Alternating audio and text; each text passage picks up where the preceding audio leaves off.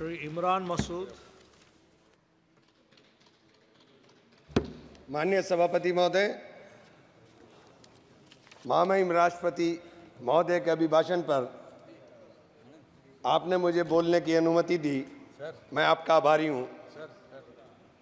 महामहिम ने अपने संबोधन में स्वास्थ्य जैसे महत्वपूर्ण विषय पर मात्र 10 सेकंड 15 सेकंड के अंदर अपनी बात समाप्त कर दी। मान्यवर, 55 करोड़ भारतीयों को आयुष्मान योजना में पात्रता दी।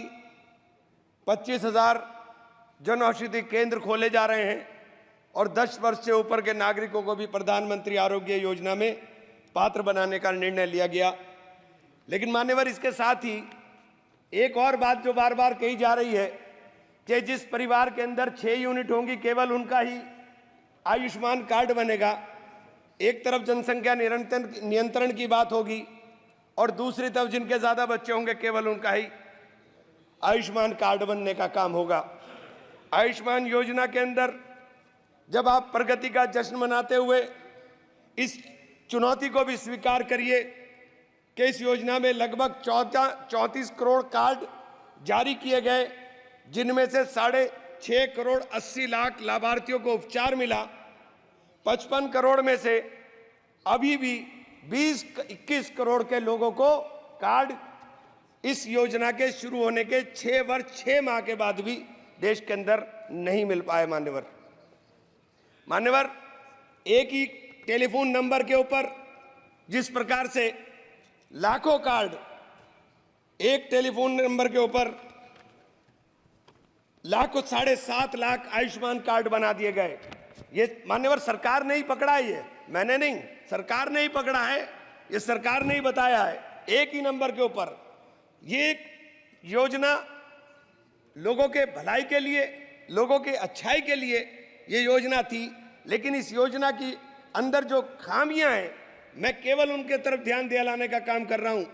आयुष्मान योजना के जिस SECC डाटा सूची को बिना वेरिफिकेशन और जांच का आधार माना गया, उस सूची में भारी विसंगति है। 100 करोड़ रुपए की प्रॉपर्टी वालों के आयुष्मान बन गए, अल्पसंख्यकों के, दलितों के, आदिवासियों के और पिछड़ों के जो गरीब परिवार हैं उनके कार्ड नहीं बन पाए। मान्यवर, मैं ये बात आपसे कहना चाहता हूं। मान्यवर, मैं ये बात आयुष्मान योजना के ऑडिट में भी कैग ने गंभीर अनियमितताएं पाई थी। माननीय अध्यक्ष जी, हेल्थ सर्विसेज हमारे देश के लिए, चूंकि जिस देश का नौजवान स्वस्थ होगा, जिस देश का नौजवान स्वस्थ होकर के काम करेगा, वही देश तरक्की करेगा। स्वास्थ्य के ऊपर जब आप बात करते हैं कि हमने 315 मेडिकल कॉलेज नए बना दिए, लेकिन उन मेडिकल कॉलेज के अंदर क्या मानकों के अनुरूप आपने जो उपकरण है उनको उपलब्ध कराने का काम किया, या उन मानकों के अनुरूप आपने डॉक्टर उपलब्ध कराने का काम किया? मान्यवर, मेरे यहाँ शेखुल मेडिकल कॉलेज बनाया गया, 10 साल हो गए उस मेडिकल कॉलेज को, लेकिन आज तक उस मेडिकल कॉलेज के भवन हस्तांतरित नहीं हुआ, और जब भवन हस्तांतरित नहीं हुआ तो अनुरक्षण का पैसा नहीं मिला। मान्यवर, 10 साल तक जिसके ऊपर मेंटेनेंस ना हो, उस भवन को बताइए उसकी स्थिति क्या हो गई हो। मेडिकल कॉलेज बना दिया है, लेकिन मेडिकल कॉलेज के अंदर डॉक्टर नहीं है, एक भी सुपर स्पेशलिटी विभाग नहीं है। आप कह रहे हैं मेडिकल कॉलेज है, कोई सुपर स्पेशलिटी नहीं है, और जब सुपर स्पेशलिटी नहीं है तो फिर मरीजों को बाहर जाना पड़ेगा। मान्यवर, बड़ा चारों तरफ से घिरा हुआ, 3-3, 4-4 प्रदेश से घिरा हुआ क्षेत्र है मेरा। जब मेरे जैसे क्षेत्र जो समृद्ध क्षेत्रों के अंदर भी लगता है, वहां पर उस मेडिकल कॉलेज का, सरकारी मेडिकल राजकीय मेडिकल कॉलेज का यह हाल है, तो देश के अंदर क्या होगा? मान्यवर, इस तरफ ध्यान देने की जरूरत है। इसी प्रकार से आपने विश्वविद्यालय का है, विश्वविद्यालय मेरे मां शाकुंभरी विश्वविद्यालय खोला गया, 4 साल हो गए, लेकिन आज तक शैक्षणिक सत्र पूरा तरीके से स्टार्ट नहीं हो पाया। मान्यवर, पूरी बिल्डिंग आज तक नहीं बन पाई। मान्यवर, पूरा पैसा नहीं मिल पाया। आपके केंद्रीय विश्वविद्यालयों में जिस प्रकार के 45 केंद्रीय विश्वविद्यालयों में 30% से अधिक शिक्षण पद खाली पड़े हुए। मान्यवर, 30% से अधिक। AMU एक बहुत बड़ा शिक्षण संस्थान है जहां शिक्षकों का अभाव है, उसका फंड लगातार काटा जा रहा है। किशनगंज के अंदर उसकी जो ब्रांच थी वो ब्रांच ऑलमोस्ट बंद होने के कगार पर आ गई। मान्यवर, इन संस्थाओं से गरीबों के बच्चे पढ़कर निकल रहे हैं। मैं आपके ध्यान इस तरफ जरूर दिलाना चाहूंगा कि जब नीट की परीक्षाएं कैंसिल हो जाएं, जिस प्रकार से बार बार पर्चे लीक हो जाएं, तो सरकार को इन चीजों के ऊपर ध्यान देने की जरूरत है। मान्यवर, देश का नौजवान आज परेशान है, चाहे वो अग्निवीर के नाम पर हो, चाहे वो नीट के नाम पर हो, और चाहे वो उद्योग धंधों के नाम पर हो। जब आप उद्योग धंधों की बात करते हैं, आप कहते हैं कि हमारी सरकार 5 ट्रिलियन इकोनॉमी की तरफ जा रही है, लेकिन मान्यवर ये नहीं बताने का काम करते कि 5 ट्रिलियन इकोनॉमी के लिए 10% से अधिक की ग्रोथ रेट चाहिए। आपकी ग्रोथ रेट क्या है साथ मान्यवर, जब मैं आपका ध्यान इस रोजगार के गंभीर विषय की तरफ रखूंगा, राष्ट्रीय सांख्यिकी मंत्रालय NSO द्वारा असंगठित क्षेत्र में उद्यमों के सालाना सर्वे में जो चौंकाने वाला तथ्य है वो ये है मान्यवर के जुलाई 2015 से सितंबर 2023 के बीच भारत में लगभग 18 लाख फैक्ट्रियां बंद हुई हैं, जिसमें 54 लाख से अधिक लोगों की नौकरियां चली गईं।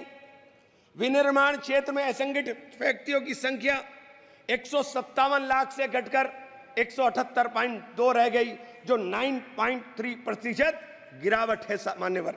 मान्यवर, ये छोटी छोटी जो फैक्ट्री हैं, ये असंगठित क्षेत्र के उद्यम थे। इन असंगठित क्षेत्र के अंदर कुल 10 करोड़ 96 लाख लोग काम कर रहे हैं। मान्यवर, ये सरकार के आंकड़े हैं।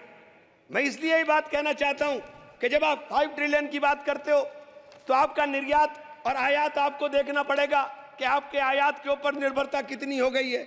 निर्यात लगातार आपके देश के अंदर घट रहा है। मान्यवर, मेरे यहाँ काष्ठ कला उद्योग है, पूरे विश्व के अंदर सहारनपुर का फर्नीचर जाना जाता है। हमारे यहाँ 1500 करोड़ का कारोबार होता था, लेकिन 1500 करोड़ का कारोबार घट करके 800 करोड़ पर आ गया। मान्यवर, जब 800 करोड़ पर मेरे अकेले एक डिस्ट्रिक्ट के अंदर कारोबार आ रहा है, मान्यवर 650 जिले हैं इस देश के अंदर, 650 से जिलों से अंदर क्या स्थिति होगी। मेरे यहाँ दूसरा काम हौजरी का चल रहा था। हौजरी का भी पूरा का पूरा देश के अंदर हमारी यहाँ से सप्लाई होती है, लेकिन हौजरी के उद्योग के लिए हमारे यहाँ किसी प्रकार का कोई नहीं। अगर टेक्सटाइल पार्क, मान्यवर मेरी मेडन स्पीच है और आपसे अनुरोध है कि मुझे कम से कम 5 मिनट दे दे, कम से कम। मान्यवर, टेक्सटाइल और गारमेंट पार्क हमारे यहाँ अगर बनाए जाएंगे तो इनमें 2.5 लाख लोग रोजगार के अंदर लगे हैं। इन लोगों को रोजगार मिलने का काम होगा। अगर इनको रोजगार मिलेगा मान्यवर, तो मैं ये कहना चाहता हूं, आप जो 5 ट्रिलियन का लक्ष्य लेकर चले हैं, जब तक नौजवान को रोजगार नहीं मिलेगा, जब तक आप उस लक्ष्य को प्राप्त नहीं कर सकते। आप बार बार मान्यवर लगातार चल रहा है कि कानून देश में कड़े बनाए जा रहे हैं, लेकिन भीड़ अनियंत्रित होकर के जिस तरह से लोगों को मारने का काम कर रही है, जिसे मॉब लिंचिंग कहते हैं। मेरे जनपद में, मेरे मंडल में 3 लोगों को छत्तीसगढ़ के अंदर मारा गया। मान्यवर, उत्तर प्रदेश के अंदर, अलीगढ़ के अंदर इस प्रकार के भीड़ तंत्र ने एक व्यक्ति की हत्या की। मान्यवर, आगरा के अंदर 2 लोगों ने आत्महत्या की, केवल पुलिस के उत्पीड़न से तंग आकर के। मान्यवर, फिरोजाबाद के अंदर एक कैदी मारा गया, जो पुलिस सही सलामत उठा करके ले गई। जो ये हालात देश के अंदर बन रहे हैं, आप कानून सख्त करने की बात कर रहे हैं। मान्यवर, ये कानून सख्त करने से केवल काम नहीं चलेगा, उसके ऊपर अमल करने से काम चलेगा। मान्यवर, अमल होना चाहिए। Please conclude, please. 2 मिनट मान्यवर, बस 2 मिनट में कर दूं। अगर आप मैं आपसे मान्यवर जरूर एक बात जरूर कहना चाहूंगा। मेरे क्षेत्र में मां शाकुंभरी बहुत बड़ी सिद्धपीठ है। बाहर 10 साल से मान्यवर, पिछले 10 साल से दिल्ली यमुनोत्री नेशनल हाईवे अधूरी स्थिति के अंदर पड़ा हुआ है। बार बार बड़ा शोर मचाया जाता है कि सब पूरा हो रहा है, लेकिन आज तक नहीं हुआ। उस सिद्धपीठ के जाने का रास्ता मान्यवर उस हाईवे से जाता है। अगर मान्यवर इसी योजना के अंदर उसको शामिल कर लिया जाए कि हमारी सिद्धपीठ के ऊपर जाने वाले श्रद्धालुओं को रास्ता सही मिल जाए, तो मान्यवर लाखों लोग उधर जाने का काम करते हैं। मेरे शहर के अंदर, सहारनपुर शहर के अंदर मान्यवर एक एलिवेटेड हाईवे की आवश्यकता सबसे ज्यादा थी। मैंने आपके माध्यम से अनुरोध करना चाहता हूं कि हम लोग जीत कर आए हैं, लोगों ने बड़ी उम्मीदों के साथ जीता है। और मुझे तो कहा था रघुकुल रीत सदा चली आई, प्राण जाई पर वचन न जाई। जिन लोगों ने मुझसे वचन लेकर के जीत का वादा किया था, मान्यवर मेरी भी जिम्मेदारी है, मैं आपसे हाथ जोड़कर विनती करता हूं मान्यवर सरकार को कहें कि हमारे धन्यवाद मान्यवर, आप लोग धन्यवाद। सर जी, श्री जगदम्बिका पाल।